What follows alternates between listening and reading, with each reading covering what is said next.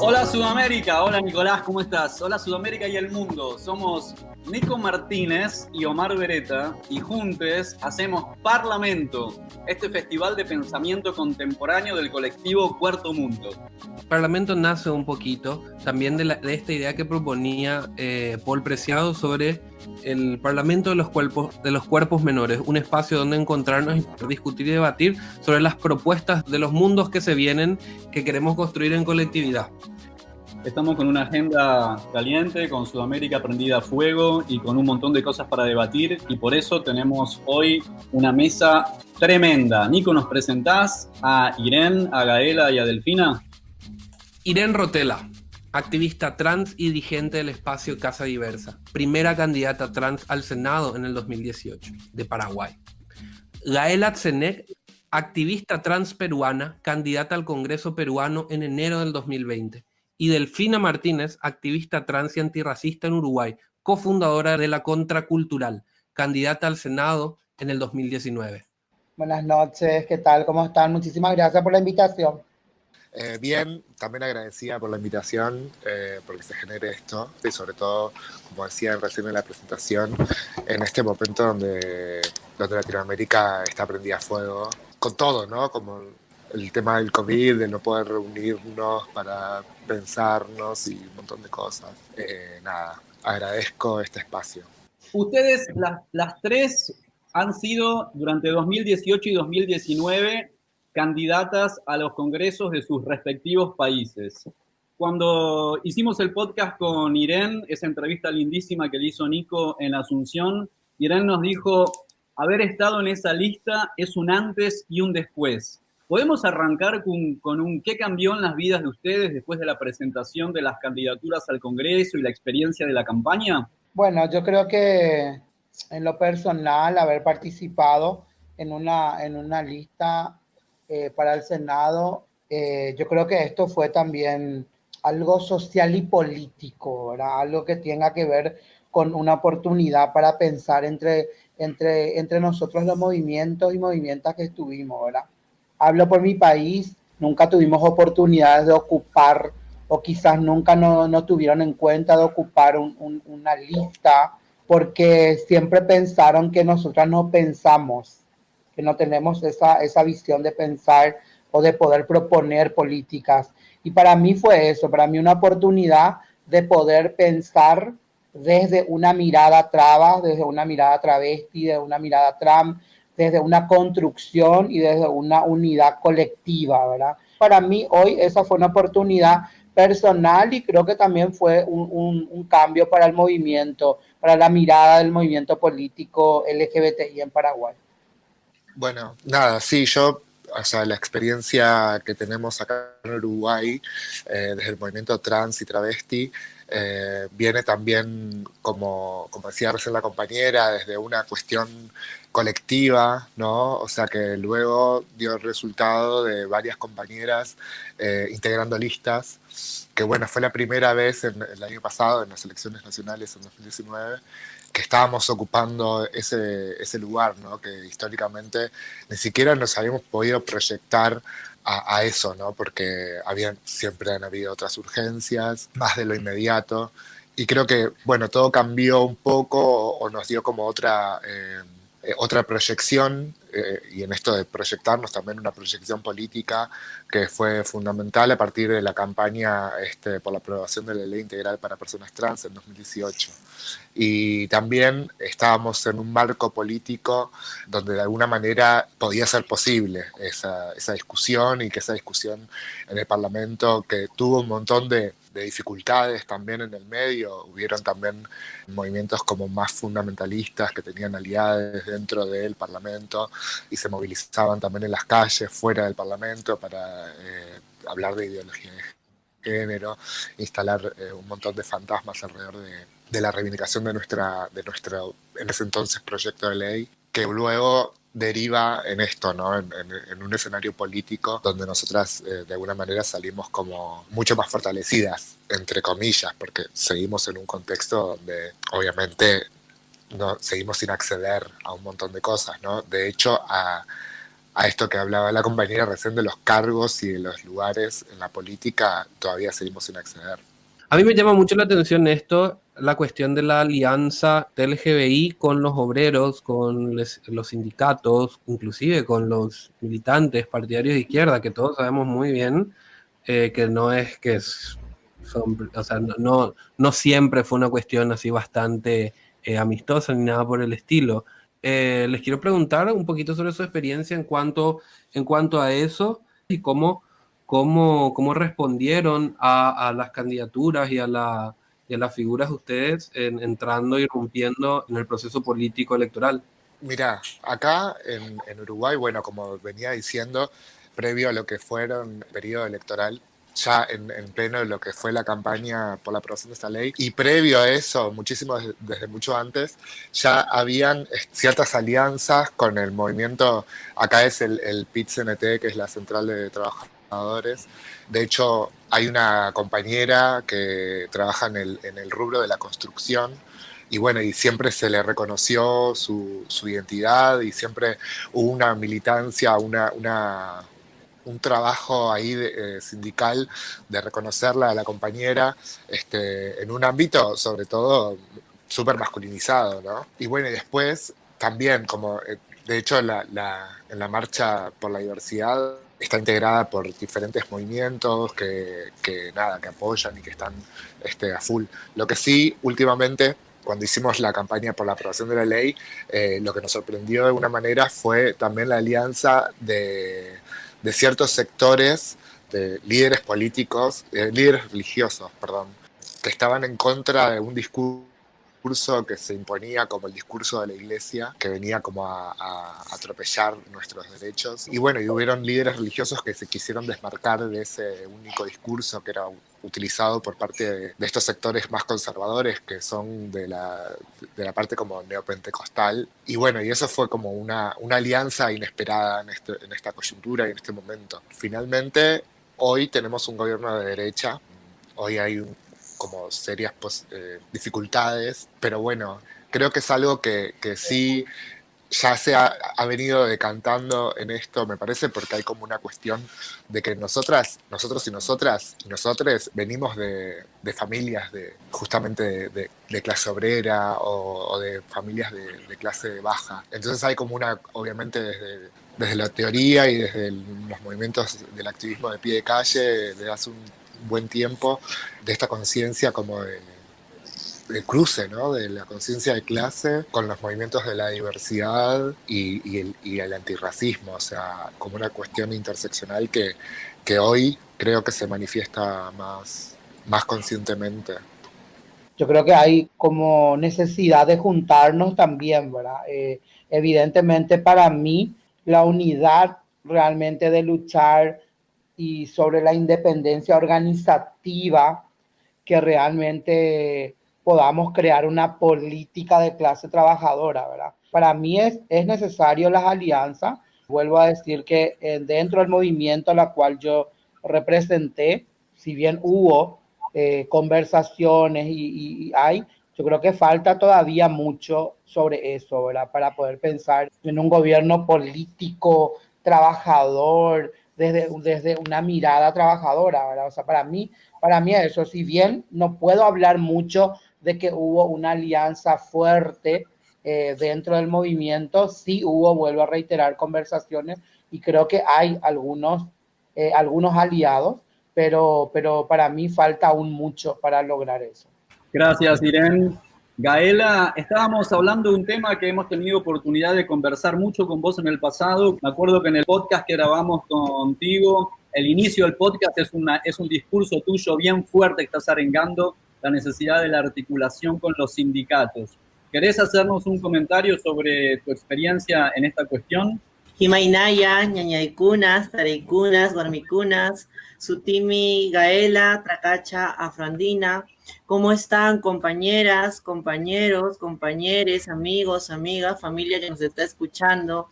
Mi nombre es Gaela. Antes de pasar a lo que decía Omar, sí me gustaría aprovechar un par de segundos comentándoles acerca de quién soy y de dónde vengo, porque la gente piensa que quienes estamos aquí solo somos candidatas y no necesariamente hemos sido candidatas al Congreso nada más, no tenemos una vida antes de, y seguimos teniendo una vida al servicio de la igualdad, ¿no?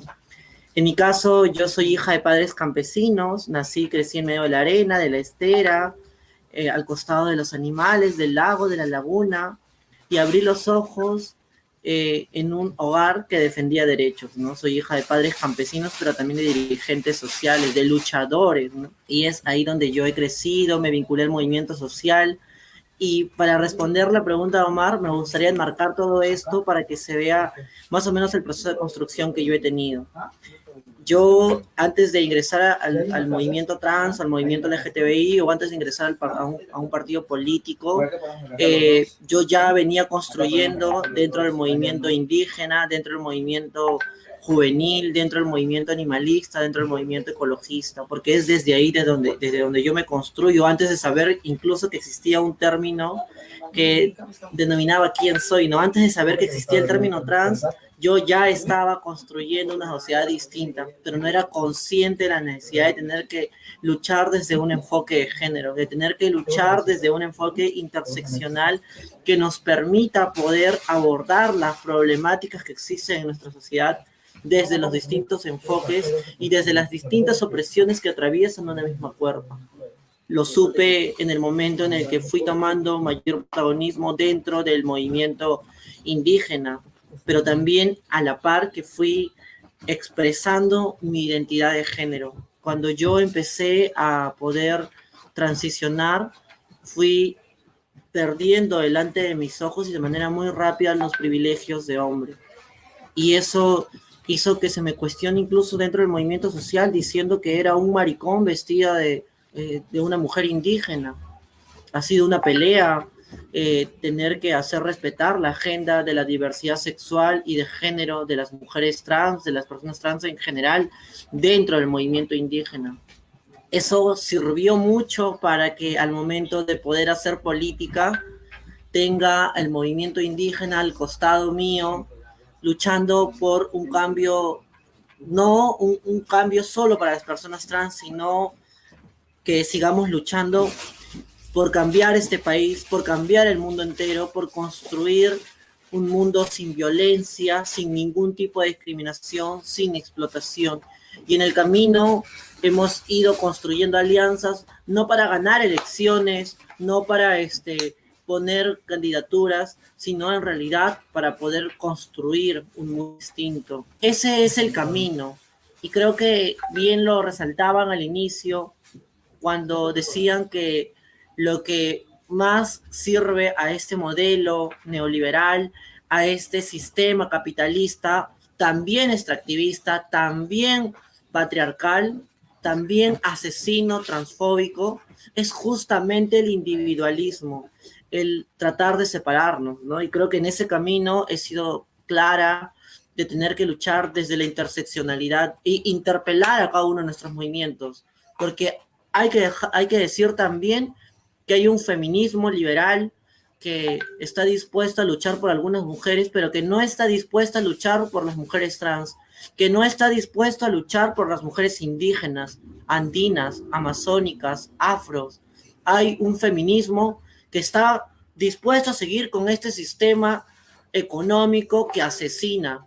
Hay también un movimiento LGTBI que está dispuesto a seguir viviendo en medio de un sistema económico que precariza la vida de algunas personas LGTBI que tienen que levantarse temprano para poder conseguir un pan y que tienen que acostarse tarde porque no tienen la economía suficiente para poder conquistar sus sueños, porque vivimos en medio de una estructura que genera desigualdades. Ese no es nuestro feminismo. Ese no es el movimiento LGTBI que estamos intentando construir. Porque quienes estamos aquí intentamos construir un feminismo de clase, un feminismo interseccional, un movimiento LGTBI que cuestione las situaciones de clase desde la interseccionalidad. Rechazamos el capitalismo rosa, rechazamos a quienes usan nuestras agendas solamente para cambiarse de logo cada mes de junio. Creemos que en el camino tenemos que ir construyendo alianzas, más que para cuajar candidaturas, en realidad para construir esta sociedad que tanto anhelamos. Gracias a ustedes por la oportunidad, gracias a las compañeras, a Delfina y a Irene, que he estado investigando mucho de ustedes y déjenme decirles que es admirable lo que han estado realizando en cada uno de sus espacios. Delphi nos contaba cuando estuvimos charlando juntas en Montevideo, que haber llegado a ser candidata a senadora para ella es la consecuencia de un ejercicio colectivo de autoestima. ¿Qué mensaje tienen para pasarles a las compañeras, los compañeros y los compañeros trans que están considerando acercarse a la política? Bueno, primero voy a saludar a Adela y nada, me dejaste como impactadísima recién con todo lo que acabas de exponer. Estoy como en la misma línea y obviamente, nada, mis respetos. Bueno, sí, en realidad la política es fundamental para nuestras vidas, ¿no? Para la vida de nuestras comunidades, nuestros colectivos. Todo lo que se define políticamente luego va a terminar teniendo consecuencias en las vidas particulares de cada persona. Lo que define, hablando de política como más institucional, y es necesario poder estar en esos lugares donde se decide cómo se va a manejar la administración de nuestros recursos de cada país, de cada estado-nación. Creo que hay que estar, obviamente, porque también siempre hay como una interpretación de otros sobre nuestras vidas, de cómo, porque nos estudian a través de un libro, de una carrera o de un posgrado, y luego terminan decidiendo qué es lo que va a pasar con nuestras vidas, ¿no? Y realmente nuestras necesidades son bastante urgentes. Nada, es como pensar también de tener que estar en los espacios también y de poder no solamente traer las necesidades, sino también esto de también el cómo traer diferentes visiones de cómo hacer las cosas, porque también siempre se nos tiene en cuenta de pronto para cuando hay que hablar solamente de lo trans, y sin embargo hay muchas compañeras trans y travestis que se dedican a muchísimas cosas o que tienen inquietudes en muchísimas cosas, y no se nos tiene en cuenta cuando se habla, por ejemplo, no sé, de economía del país, por ejemplo. No hay una mirada trans sobre eso. Y nada, me parece que es necesario como empezar a ocupar esos espacios y también que nos den las herramientas para poder hacerlo. Cuando yo decía, ¿por qué siempre nosotras estamos detrás de los candidatos o de las candidatas? ¿Y por qué no nosotras ser candidatas? ¿Y para qué queríamos también ser candidatas, verdad? Siempre hablo desde lo que me toca vivir en mi país, es que realmente no hay un solo representante político o que tenga un cargo político que hable de nuestras necesidades. Y cuando es sorprendente, ¿verdad? Que siempre digo, cuando recorren las personas candidatas y te dicen todo, ¿verdad? Para llegar a que vos votes por esa persona. ¿Y cuántas veces hemos votado por personas que ni siquiera nos representan? A mí me parece que el mensaje para la comunidad trans es que se animen a construir, y apoyo muchísimo lo que decía Gaela, en que no es para lograr tener un cargo político, sino es para interpelar dentro de esos espacios políticos. Y que cuando se creen una política o una propuesta, tienen que pensar que estamos también nosotras ahí. Y lo otro era que me llamaba mucho a mí la atención es que cada año o en cada elección nosotras estemos siempre ocupando hasta las mesas como presidente de mesa, presidenta de mesa o vocales, pero nunca pudimos estar como candidata. Nosotros tenemos que estar en el otro escenario y siempre me cuestionaron a mí en particularmente es que yo podía hacer, y yo siempre decía que yo no iba a legislar con mis genitales, que yo tenía la capacidad suficiente de poder ocupar un cargo y quizás estar haciendo muchas más cosas mejores que otros que hoy están en esos poderes. Entonces es insistirle a la persona a que nos preparemos para poder interpelar a ese poder político, a ese gobierno, a ese lugar que no es fácil, porque de verdad no es fácil entrar en la política. Y aparte de eso es que es un derecho, o sea, realmente la importancia de la participación política de nosotras. Yo voy a ser como que la mala del evento, porque lo que me gustaría transmitirle a quienes nos están escuchando, a las personas trans y a los aliados y a las personas en general que están compartiendo con nosotros este diálogo, es que hacer política no es sencillo, porque hay mucha gente a la que no le gusta que estemos haciendo política.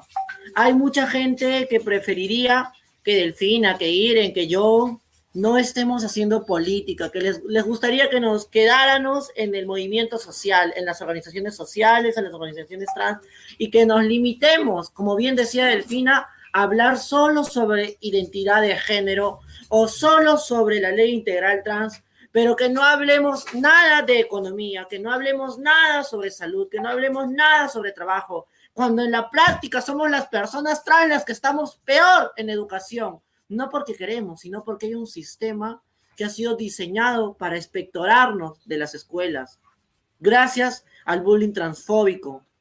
Y lo pasan todas las personas LGTBI gracias al bullying homofóbico, gracias al bullying lesbofóbico. Somos las personas trans las que padecemos los peores índices de enfermedades, por eso no es casual que la esperanza de vida de las personas trans sea de 35 años en toda América Latina y que en mi país de Perú, la esperanza de vida de las personas trans sea alrededor de 30 años porque no tenemos un solo mecanismo legal aprobado por el Congreso que favorezca nuestras vidas, que garantice el goce pleno de nuestros derechos.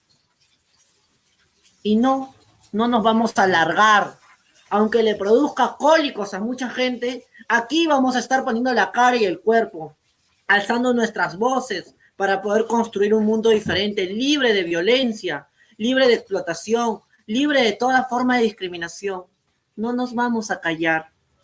No vamos a dejar que nos pongan dos personas entre las cuales elegir. Queremos ser nosotras las protagonistas. Queremos que hayan más Delfinas. Queremos que hayan más Irene. Queremos que hayan más personas que apuesten por la igualdad, que hagan política en los afectos, que hagan política con el corazón en la mano, sabiendo que el único mecanismo para cambiar nuestras vidas, que la única forma de derribarnos este sistema asesino, capitalista, extractivista, individualista, patriarcal, es hacer política. Ningún cambio se ha hecho desde el balcón. No podemos seguir en el balcón mirando cómo el resto hace política, porque en la política los espacios vacíos no existen. Los espacios se llenan. Y si no hacemos política nosotras, alguien más va a hacer política por nosotras y va a decidir sobre nuestras vidas. Por eso es necesario que tomemos la iniciativa, la decisión, a pesar de que va a ser difícil, a pesar de que va a ser complicado y va a haber muchas limitaciones y obstáculos en el camino. El placer y la alegría de saber que estás en el lado correcto de la historia y de entender que lo que estás haciendo va a servir para que muchas personas LGTBI, lesbianas, trans, adolescentes, homosexuales, tengan una mejor adolescencia, una mejor infancia, vale la pena. Para entender que no solo luchamos por las personas LGTBI, que luchamos por las personas indígenas, por las personas afro, por los adultos mayores, por la niñez, por las personas con discapacidad. Eso hace que nos levantemos de la cama todos los días, le da sentido a nuestra vida, llena nuestro corazón de alegría.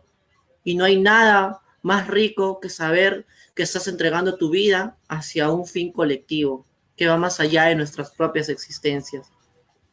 Qué placer escucharte, Gaela.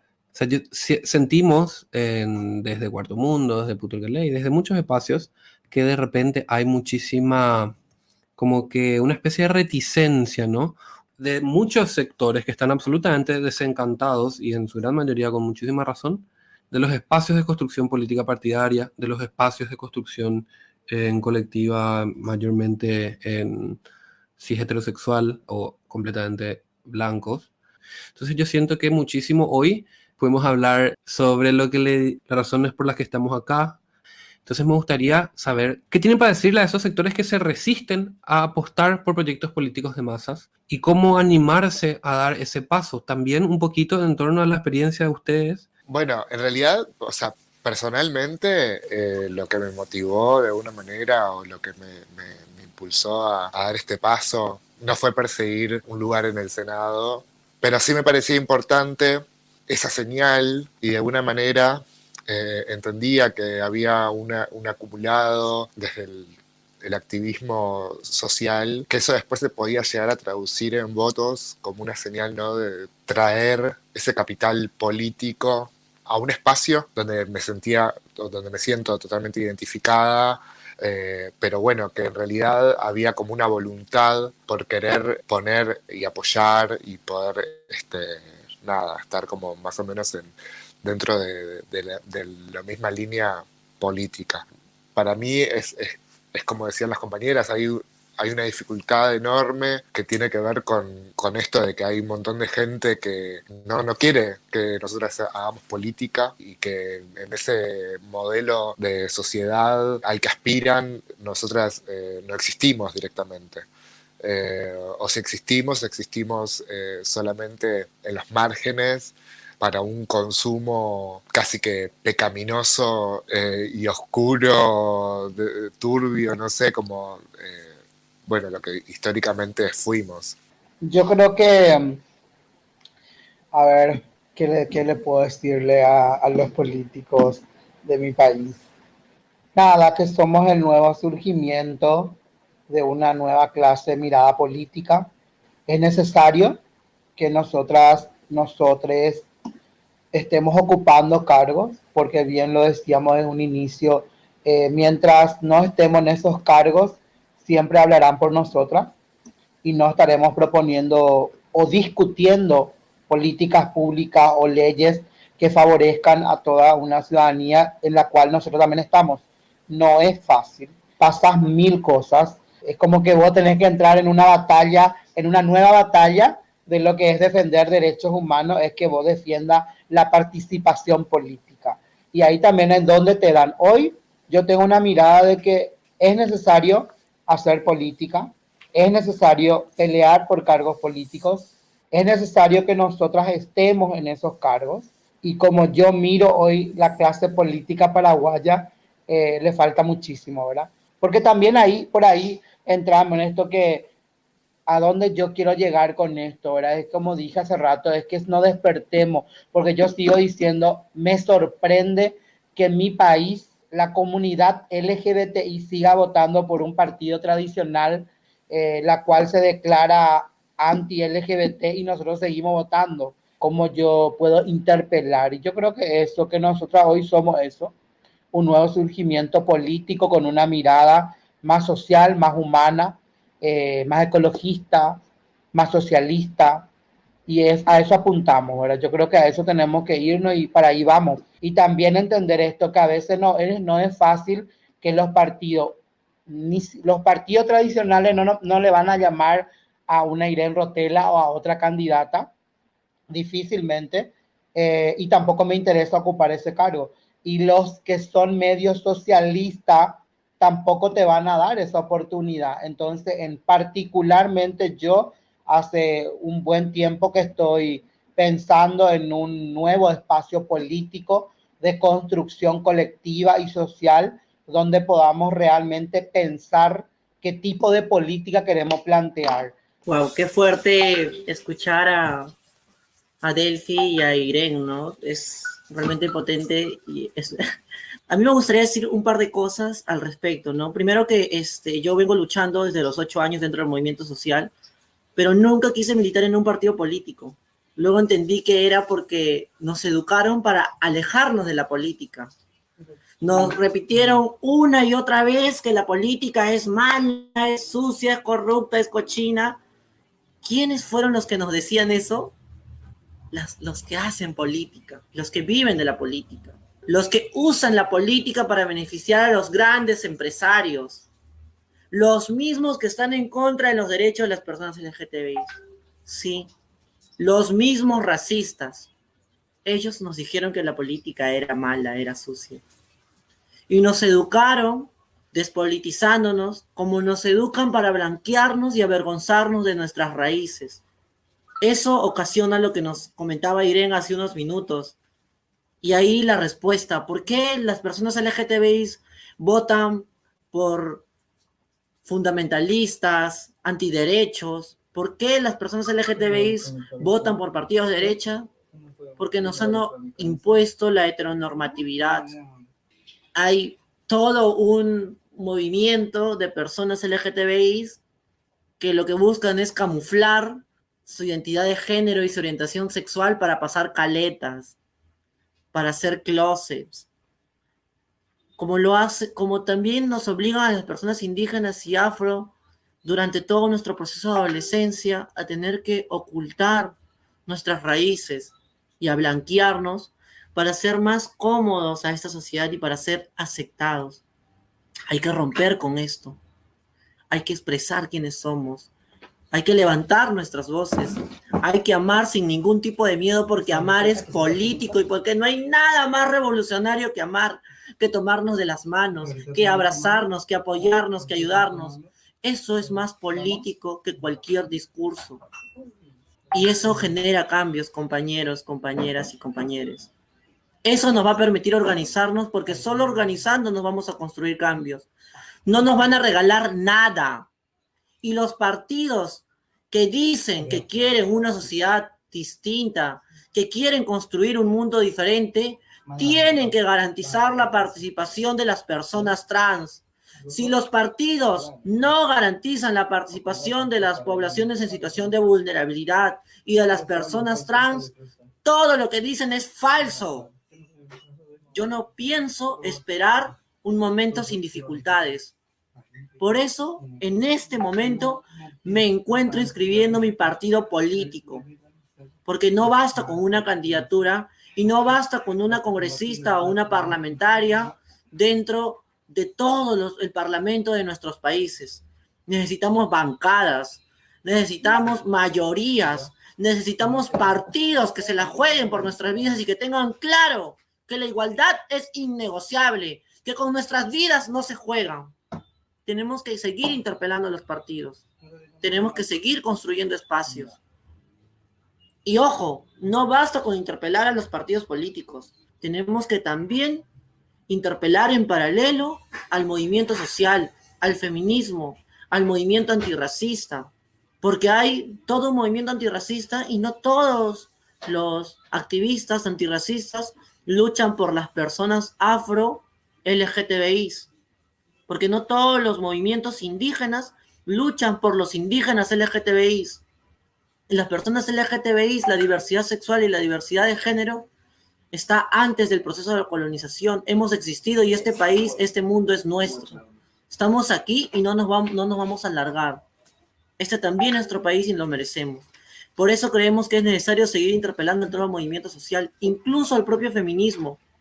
Yo soy feminista, interseccional, soy feminista campesina, rural, pero creo que es necesario seguir interpelando todos los espacios, desde el cariño, desde los afectos.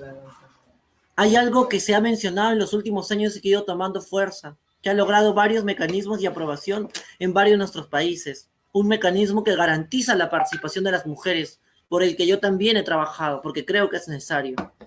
Delfina y Iren deben haberlo escuchado, también Omar, o quienes están compartiendo con nosotros este diálogo. Se llama paridad y viene acompañado de la alternancia. Ese mecanismo es un instrumento que permite garantizar la participación de las mujeres. Y yo les quiero comentar así cortito, porque yo estuve yendo antes de la pandemia a varias partes del país a realizar procesos formativos. Y trabajaba especialmente con mujeres indígenas, con mujeres afro, con juventudes. Y cuando estuve en una reunión con mujeres indígenas, dije, compañeras, nosotras tenemos que hacer acciones para poder incidir en la aprobación de la ley de paridad para que hayan más mujeres. Y una compañera indígena, lesbiana, se para y me dice, compañera Gaela, pero ¿cuántas de esas mujeres que van a entrar en las listas van a ser mujeres indígenas? O mujeres indígenas lesbianas como yo. Yo en ese momento me quedé muda porque no sabía cómo responderle.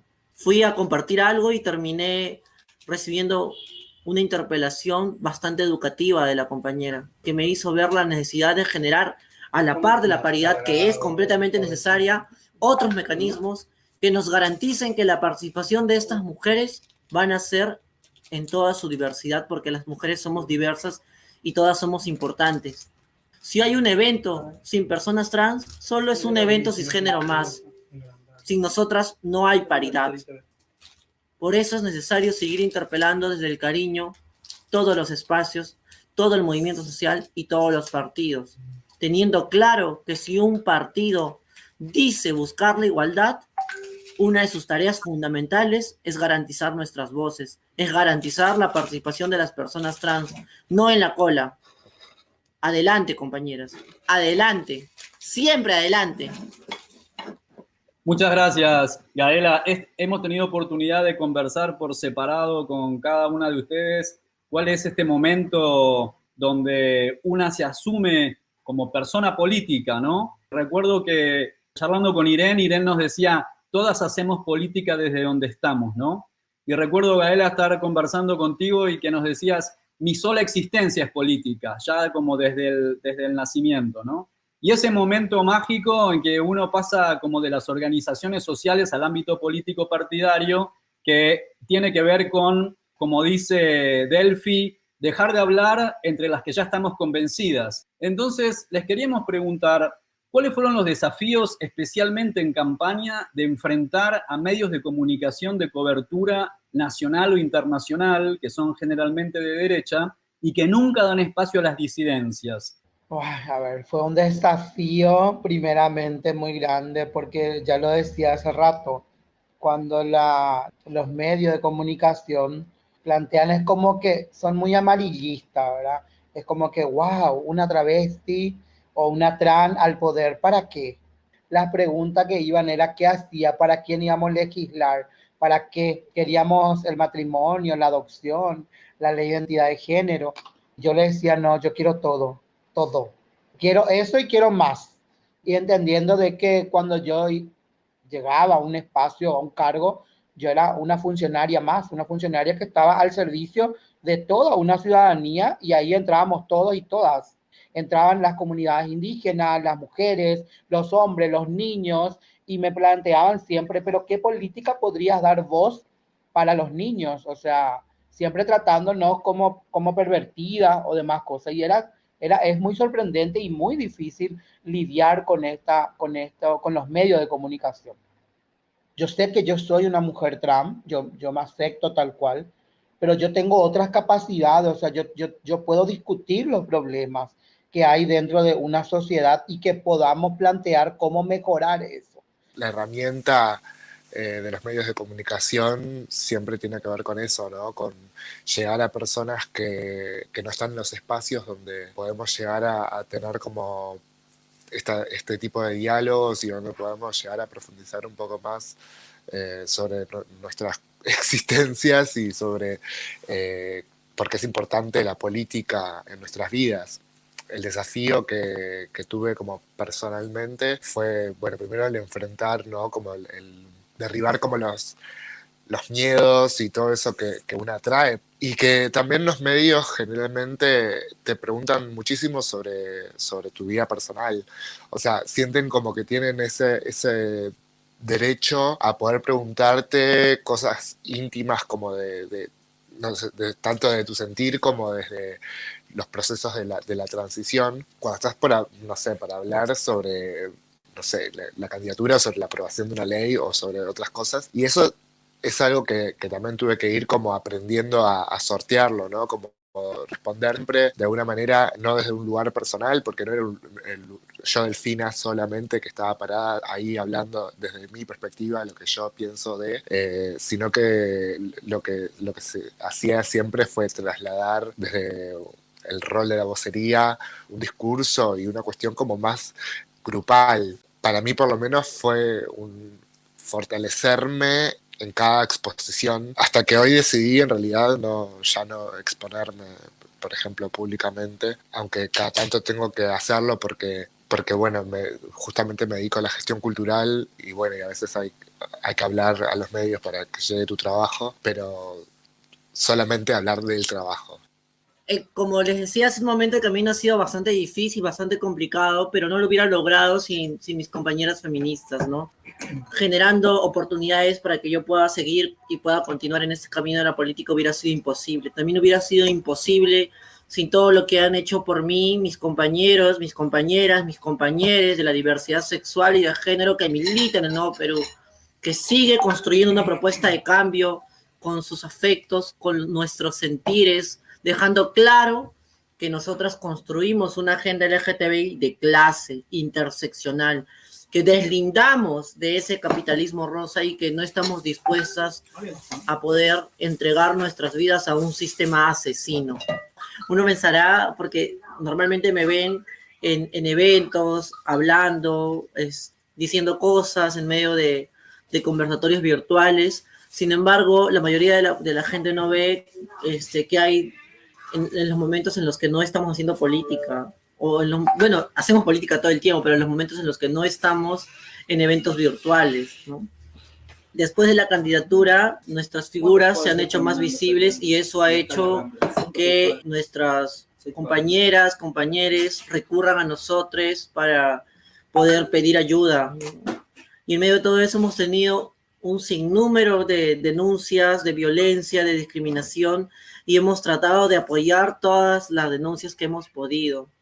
Hemos convertido el lugar donde vivimos en una casa de refugio temporal y hemos logrado hacer cambios sin la necesidad de tener que llegar a ese congreso. Este es tan solo el inicio y creo que es tan solo un hito porque lo que estamos haciendo, compañeras, es histórico. Y no hay nada más revolucionario que nuestras propias existencias, porque somos la prueba viviente de una estructura discriminadora que genera desigualdades, que genera un desmantelamiento de nuestras vidas, que genera precariedad y vulnerabilidad. Creo que es fundamental que sigamos haciendo política, es fundamental que sigamos generando una articulación más grande. Y por eso me parece importante este diálogo, porque si el golpe de los antiderechos es en todos nuestros países de manera coordinada y de forma internacional, la respuesta también tiene que ser internacional. Creo que de repente a propósito de esto podemos sacar algún curso de formación política para personas trans, para las disidencias sexuales, para la diversidad sexual, para las personas LGTBI de nuestros distintos países.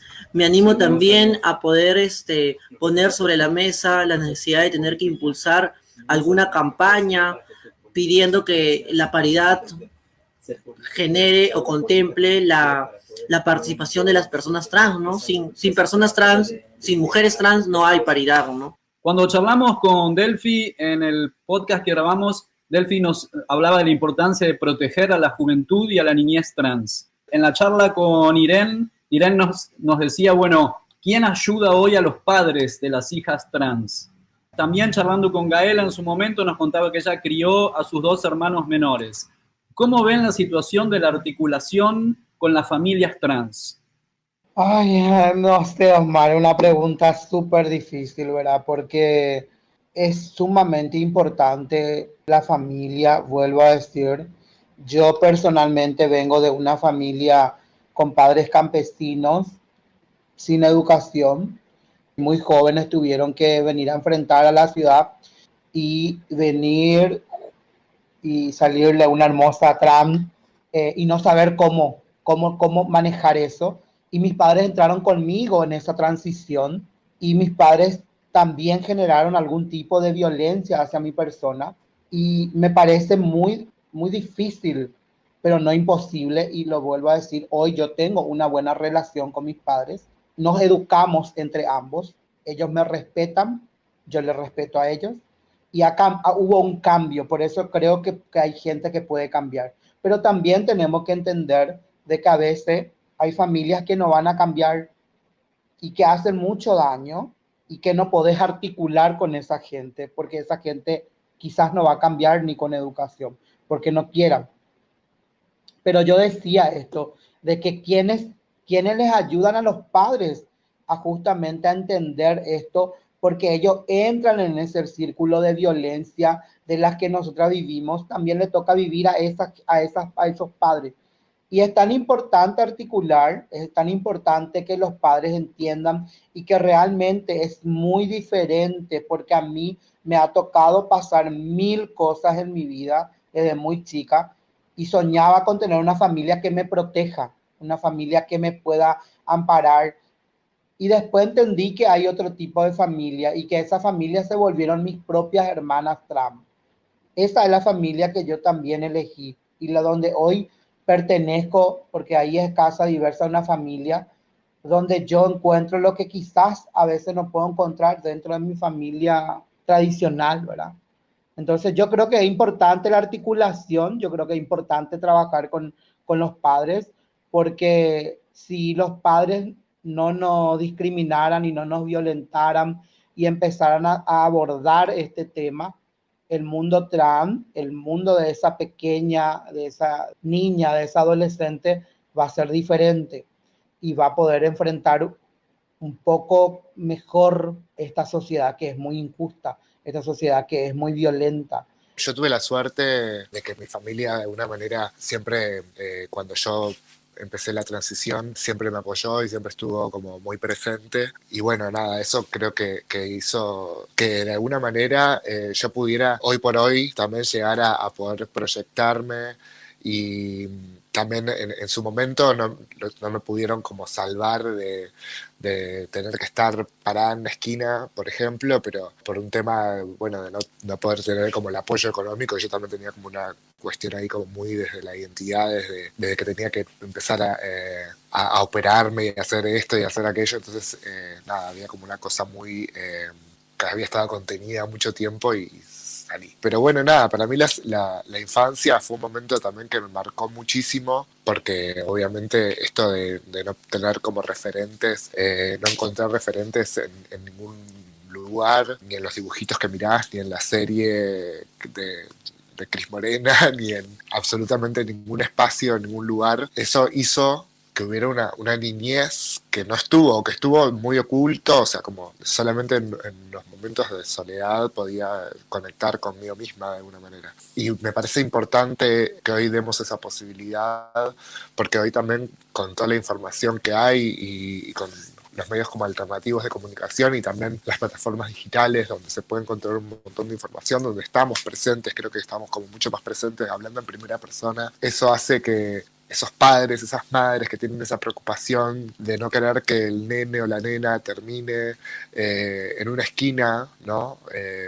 Ese tipo de miedo se empieza a despejar cuando se ven otras posibilidades de esa personita en su futuro, en la adultez, cuando se empieza a ver que hay personas trans y travestis que pueden llegar a ser maestras o que pueden llegar a ser peluqueras o cualquier otro oficio, profesión. Y hoy por hoy acá en Uruguay hay como un movimiento también de padres y madres que están organizándose y están empezando a por lo menos existir esos grupos que son grupos como más de contención y de grupos como de donde van a buscar información. Hay una organización que se llama TVU, bueno, ahí trabajan muchas familias, están con hijos, hijas, hijes de la infancia y de la adolescencia, y eso es, creo que por ahí va a empezar el cambio antes que en el escenario político, para mí, según mi percepción, porque ya lo estoy viendo, porque ya estoy viendo que, por ejemplo, hay colegios y liceos que se están empezando a adaptar a esto, incluso colegios católicos, donde hay transiciones que están siendo respetadas y reconocidas, y nada, por ahí voy a dejar, pues si no, me matan.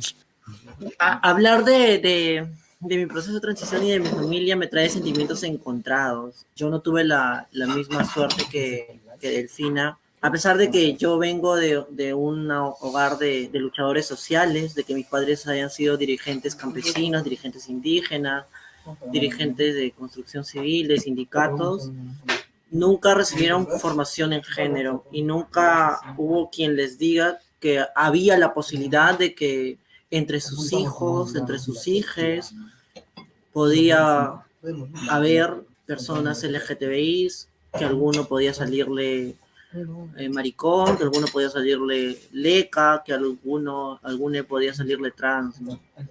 Y cuando empecé a descubrir quién soy, ya yo siempre supe que era diferente, pero ya bastante adulta en la universidad descubrí que había un término trans y digo, wow, soy una persona trans, se lo voy a contar a mi familia, pero necesito tiempo, se lo conté a mi hermana. Al final mi hermana se lo contó a mi familia y mi familia o mi madre me botó de casa, me fui con lo que tenía puesto y fue demasiado duro, ¿no? Yo salí de esa casa con mucho rencor, con mucha rabia, con mucha cólera hacia mi madre y hacia mi familia porque me botó de casa. Y fue gracias al feminismo que yo regresé a hablar con mi madre, regresé a poder entablar una comunicación con mi familia, pero le puse criterios claros, ¿no? Si me van a aceptar, me aceptan por completa, si no, prefiero amarlos a la distancia, ¿no? Gracias a todo eso, mi familia pudo justo contactar con una asociación que viene trabajando con padres de familias LGTBI, ¿no? Aquí en Lima, pudo leer también algunos estados y algunos escritos de Cecilia, una mamá también que lucha por los derechos de las familias y de los hijos LGTBI, ¿no?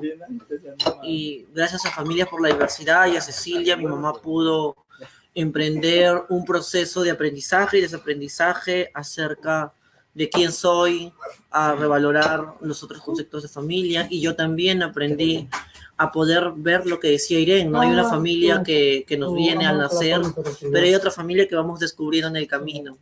Y hoy cuento con una familia bastante grande, mis hermanas feministas, con otra familia bastante grande del movimiento LGTBI, con la familia de mi partido. Y es una familia que no comparte mis lados sanguíneos, pero que sin embargo está dispuesta para darme la mano cuando lo necesite y que yo estoy dispuesta a apoyar siempre que esté en la medida de mis posibilidades. Con todo esto, lo único que quiero poner sobre la mesa es que, y remarcar que yo no tenía la idea de cuánto mi madre había sufrido cuando yo también estaba sufriendo. El proceso de los padres de personas LGTBI es duro. Ellas también cargan un viacrucis. Y es un viacrucis que les pone este sistema patriarcal, capitalista, extractivista, transfóbico, que lo único que hace es condenarlos a tener que echar a sus hijos de casa o asesinarlos en el peor de los casos, como ha pasado en varias oportunidades con personas LGTBI. Esto tenemos que cambiarlo, tenemos que seguir incidiendo. Por eso, quienes estamos aquí, creo que no solamente apostamos por ingresar a esos congresos de la República de nuestros países, sino que también apostamos por un cambio de sentidos comunes. Apostamos por construir un mundo en el que un padre no asesine a sus hijos por ser lecas, por ser tracas, por ser maricones, en el que la diversidad sexual sea respetada, en el que se pueda construir desde la igualdad, desde la interseccionalidad. Ese es el camino. El camino es la interseccionalidad, interpelarnos desde el cariño, hacer política desde los afectos. Y no nos van a parar.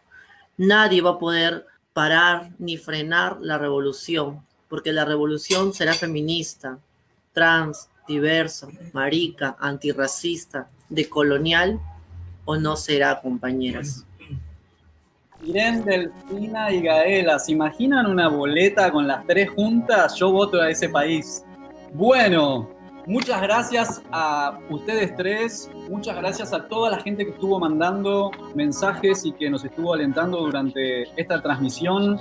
Nuevamente queremos agradecer al Centro Cultural de España Juan de Salazar de la ciudad de Asunción del Paraguay por su muy generoso apoyo. Paolo Herrera, hermano, gracias por creer en nosotras. Va un abrazo grande a vos y a todo el equipo. También queremos agradecer a Steffi Ramírez por el siempre inmenso aporte que nos hace en redes con la difusión, a la genia de Vivi Valdés y a Diego Pusineri, que estuvieron a su cargo toda la cuestión de la operación de este stream. Hasta la próxima. Hasta la próxima, compañeras. Un gusto. Gracias, compañeras. Admiración total, Delfina, Irene, Omar. Un abrazote. Espero que no sea la última vez. Hay que ver si hacemos alguna escuela de formación política. Internacional. Claro. Gaela 2021.